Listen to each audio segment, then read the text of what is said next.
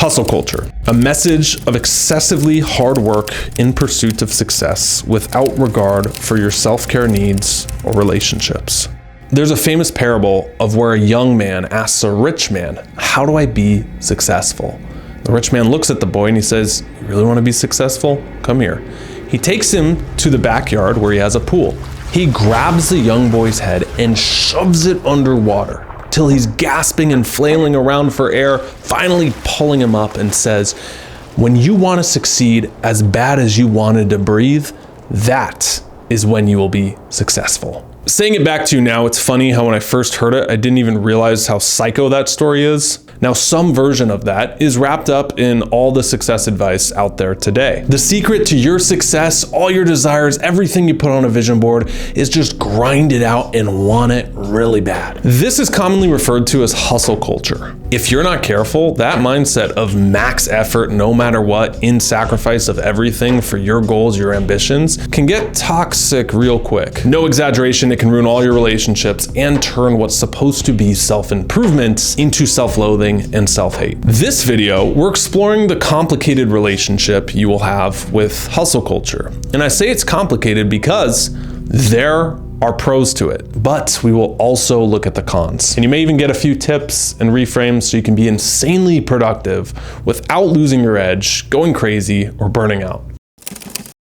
The first positive of hustle culture is that it teaches you to push harder. I believe that most people never even test their limits of what you're capable of. By definition, if you want something above average, it's going to require above average effort, isn't it? Chances are there's people who have done what you already want to achieve. You would be hard pressed to find any one of those that did it without some form of hustle culture and insane amounts of work. The pro athletes subscribe to hustle culture. The business executives that you look up to, entrepreneurs, a lot of them subscribe to hustle cultures. I was fortunate enough to achieve one of my childhood dreams, being a professional musician, touring in a rock band. I'm not gonna sit here and lie and say I didn't practice for 8-10-hour days for decades on end so I could put myself in a position to attract that and achieve it. My point is that if hustle culture tells you to push harder and it gets you to see what you're fully capable of, I don't think there's anything wrong with that. In fact, it's much better to push yourself and find out what your real limit of work and capacity is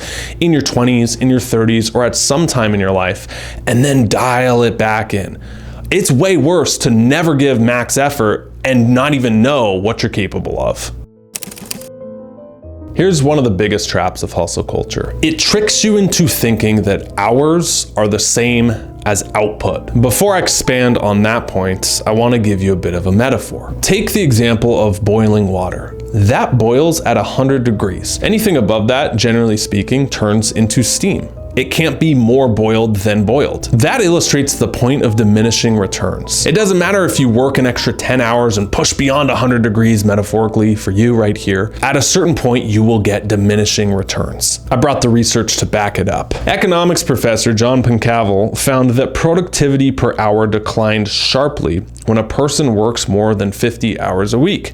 After 55 hours, productivity drops so much that putting in any more work hours would be pointless, and those who end up working 70-hour weeks are usually only getting the same amount of work done as those who are putting in 55. My point is there's a limit to how much you can actually work and push yourself before it becomes the excess steam of your boiling water. And it's really sexy in a world of flashy entrepreneurship where people are posting on their Instagram story, you know, I worked 18-hour days or 16-hour days, right?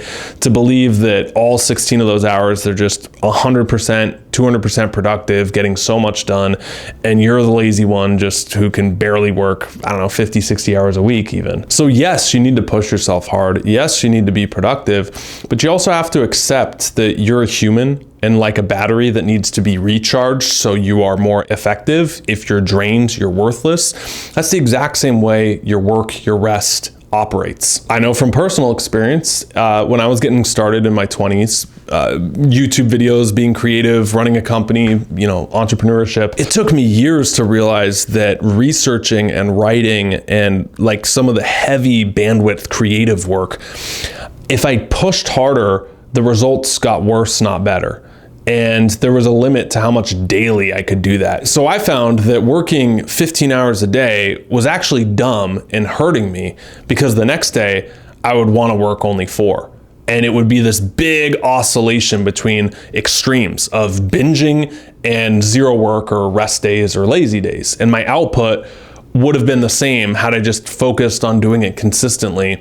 And my life would have been way better and my energy levels would have been consistent as well. Before we get into the next one, I gotta ask you a favor. If you're liking this video, can you hit the like button and subscribe if you're not already? I know it's annoying, but if I don't say it, like, you know, the numbers are like 10 times lower. So thank you for doing that. You're awesome. And then also, if you want our help reinventing yourself, really pushing beyond your edge without like tapping into the burnout hustle culture, I'll link down below our metamorphic coaching program. This is where we come along you get to work with myself, you get to get taken through a 10-week journey, completely reinvent yourself by the end. So I'll link down below where you can have a conversation with one of our coaches for free. See if we can genuinely help you. Another big trap of hustle culture is that it can be counterproductive to creativity. So if you're in a position where your job requires original thinking or creative output, well, then listen to this.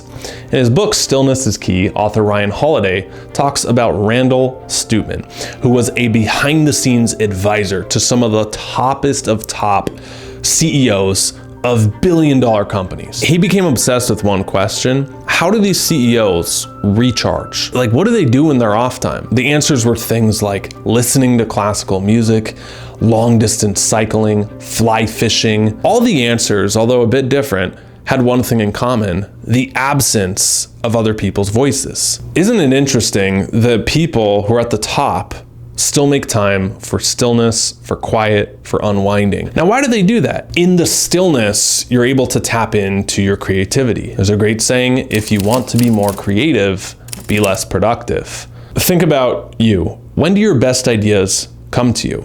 It's normally in the shower, going on a long walk, on vacation where you have tons of time off, you're doing nothing. There's a great book by Julia Cameron called The Artist's Way that also talks about this. She says that as an artist, you have sort of a tank, and that if you're always depleting it, right, and you never let it recharge, well, then you're just a burnt out artist. And so it's the same thing for you. You need to find ways to fuel yourself up so you can hit it hard and push harder. And if you don't give yourself that stillness, like the CEOs, like a day off completely, and if you're just worried about being productive the whole time, that's where the hustle culture starts to really feel toxic. And oftentimes it's not that it's pushing yourself that's toxic, it's that you don't have any recharge time. And if all you did was take one day off a week, I bet you'd feel like you have way more energy, even though you're working a similar amount. The next trap of hustle culture: pressure. See, most people think of the word pressure and they immediately go to like societal pressures. Oh, the pressure from my parents or my spouse or my friends. I don't actually think that's the biggest source of pressure you'll ever feel in your life. It's internal. Man, the internal pressure I felt in my 20s to be successful, to achieve, become a millionaire by 30, move out of your mom's basement and become successful like the people you're watching online, or whatever BS we come up with in our head, it's an internal pressure. And I think that hustle culture, when you're in the trenches and you're just working, the pressure builds. And you might get to a point of where it just overflows, and sort of like a pressure valve in a car, if the pressure builds too much, what happens? It erupts, it boils over.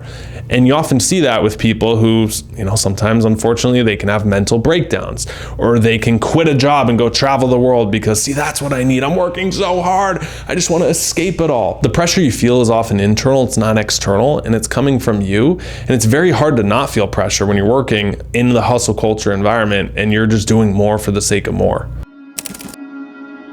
The next trap that hustle culture places you in is it sets you up for a very dangerous game of conditional approval, conditional love, conditional self-acceptance.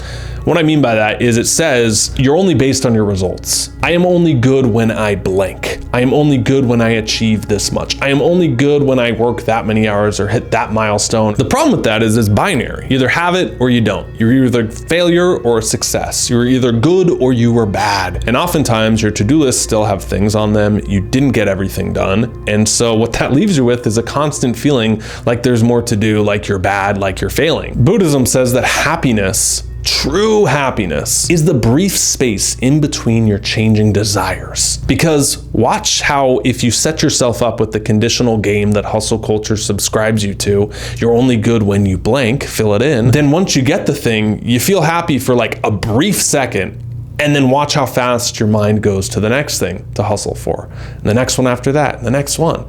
You know, I've shared this story briefly on this channel, but it's worth sharing again, it's relevant. When I was starting out on YouTube, I thought 10,000 subscribers was the craziest. And we hit it. Then I got to 100 and we got a play button, an award, they send you one. I'm like, yes, I feel good. But what would 250 feel like? And we got to 250, I'm like, yeah, but dude, 500, I'm telling you, that's different. 500, 750, and I'm like, holy cow, if we could get to 1 million and get the bigger play button, that's when I can finally feel enough, successful, all the approval, all the validation. Yeah, baby, give it to me. We hit 1 million subscribers, amazing milestone, and I'm not ungrateful for it at all. That's not the point here. It didn't feel any different. You literally wake up the next day and you continue filming videos. So how do you fix a lot of these problems that we're talking about with hustle culture? One thing that has helped me immensely, and it's gonna be so simple, lengthen your time frame. Seriously, just lengthen the time frame of when you want to achieve X goal. Most of the goals you set anyway, they have a time frame attached to it that's completely arbitrary. Take someone who's in his 20s, has to become a millionaire by 30. So he sacrifices everything in the pursuit of hitting that goal. And every single birthday, he feels like the target is moving further away. I'm 26 now, still not it. 27, still not it. 28, 29, I'm almost 30. And so I work extra hard and it's 20-hour days now, or it's 16 or whatever you can do. And you still haven't hit it and you feel like a failure. Does it really matter though, if you become a millionaire or successful at 30 versus 35? Like in the grand scheme of your life, of let's just say you get a good 85 years on this planet, are you gonna look back and be like, wow, that 5-year difference there really, like, I feel 100 times different?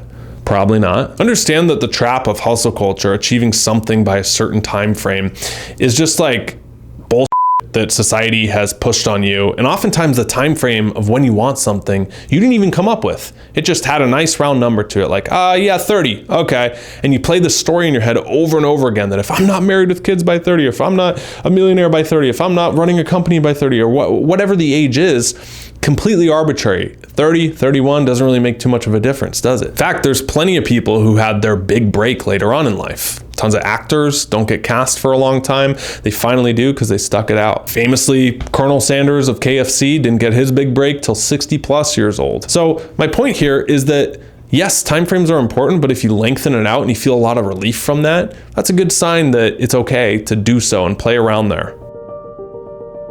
To put a nice cap on this conversation of hustle culture, yes, it has its flaws, but I think it also is messy because there's a lot of benefits in working really hard. You get a lot of great results from it. But I think it has one common theme, that the people who feel like they're trapped in hustle culture, it's because they're hustling for the wrong things. There's something called finite and infinite games. A finite game is one you're playing and you hope it ends. An infinite game is one you're playing with no end. Before we expand on that, there's a famous quote by Charles Bukowski: "Find what you love and let it kill you." Now, where I'm going with this is understand that there is nothing wrong with finding what you love and hustling and working your ass off for it and playing the infinite game that you don't even care what comes from it because you're just creating, you're having so much fun, it's art to you. But there is something wrong in hustling for an end result. Once I achieve this, then I can finally start living. If that's your mindset with hustle, you're playing a finite game, and yeah, you're gonna fail, and that's probably why you feel burnt out all the time. You're playing a game that you know has to have an ending, and then guess what? When it has the ending, you often move on to the next finite game, and the next finite game, and the next one. The trick is finding an infinite game that you can play, and you don't care if it ends, because you almost don't want it to, because the game is the funnest part. And I'm fortunate enough to have found that here, creating videos in this YouTube channel and the business I do, and that's why I think we've been really successful with it, not just from metric standpoints, but the clients' results we get, the transformation, the growth all over. Hustling so you can escape something someday and then finally be happy is terrible motivation, and that's gonna suck you dry. But hustling so you can tap into flow states and enjoy it, that is a positive that is well worth it. Find what you love and let it kill you. We'll end our conversation on hustle culture for now with that. A perfect follow-up video for you to watch right now, I'll link right here. This is on the worst productivity advice that everyone's told you and what you should do that is different. Great follow-up to our conversation here on hustle culture. Thanks so much for watching. I'll see you there.